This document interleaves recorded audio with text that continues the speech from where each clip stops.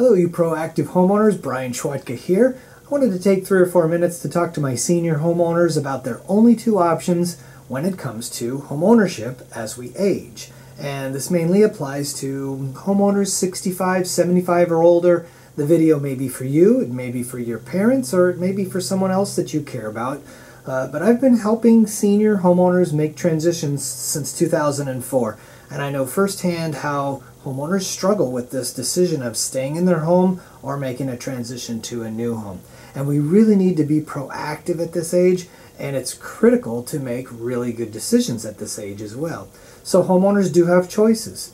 Here's some of them. You can stay in your home, you can downsize to a smaller home, something that better suits your lifestyle, maybe a single story, less maintenance, it's a little safer. You can transition into a remodeled home. You can relocate out of the area, or maybe relocate to your vacation home or your rental property. Maybe you'll have friends and family move in with you, or maybe you move in with them. I've heard so many great creative ideas that homeowners can utilize so that they can age in place with in-home care services. Now, the other option you have is to transition to a continuing care retirement community and get your care there. So those really are your only 2 options. It's 2 big buckets. You're either staying in your home, aging in place with in-home care services, or you're transitioning to a retirement community and getting your services there. So let's talk about in-home care. What is it? It's just care in your home paid for by the hour. So the costs go up as the time increases and the expertise increases.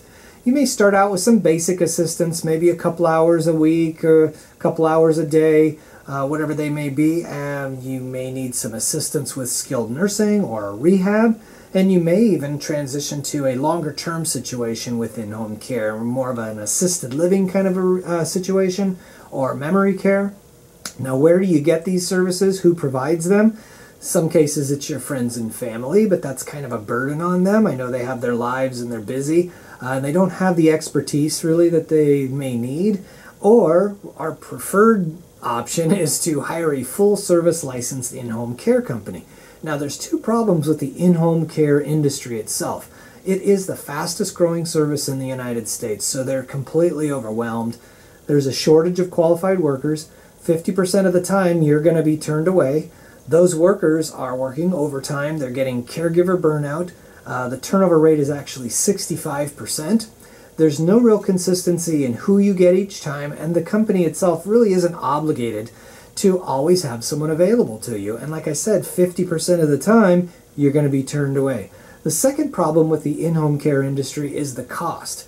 So $35, $40, $45 an hour for basic care. Let's say you needed care 6 hours a day, that'd be $75,000 a year. Round-the-clock care, you may need that. That's going to be $300,000 a year. And those are basic care costs. Those costs are going to go up as you need skilled nursing or memory care or paying for overtime. So your other alternative, your second option, is to transition to a continuing care retirement community or a CCRC. And what you get with that is the continuity of care along with the amenities. It's almost like you're living on a cruise ship on land.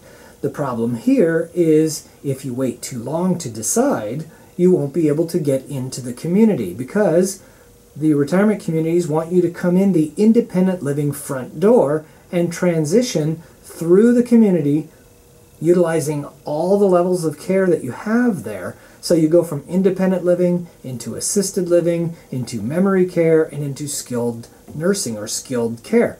Now, if you did wait too long, you were having your in-home care services, and you needed that assisted living, and you wanted to go into the retirement community at that point, and you come up and knock on the side assisted living door, they're not going to have availability for you because first right of refusal goes to all of the people that didn't wait too long, and they came in the independent living front door, and they're transitioning through the community. So you may be forced or reactively you might have to actually stay in your home and pay those high in-home care costs. And at $75,000 a year or $300,000 a year, that might puncture a hole in your financial boat. So I think the next step for you would be to schedule a personal homeowner analysis with me, Takes about 30, 45 minutes. I ask you about 40 or 50 questions, personalized just to you, and then I give you this report, the homeowner analysis report, that is specifically for your life. We could talk about in that meeting planning for your ideal future, your retirement living options, capital gains taxes, did a homeowner pass away, did you get a step up in basis at that time, what should you do to your home to get it ready for the market, what you do need to do, what you don't need to do, should you buy first, should you sell first, should you vacate the home or occupy the home while it's on the market, should you sell it or rent it out. We'll talk about Real Estate 101 and whatever else you need to talk about and put that into this 18 years of experience database that I have. So go to stayOrGoHomeowner.com and schedule a personalized consultation. We'll get together and we'll figure out a plan for your future, and I'll help you make the best decisions going forward. So thanks for listening, and I hope to hear from you soon. Take care. Bye-bye.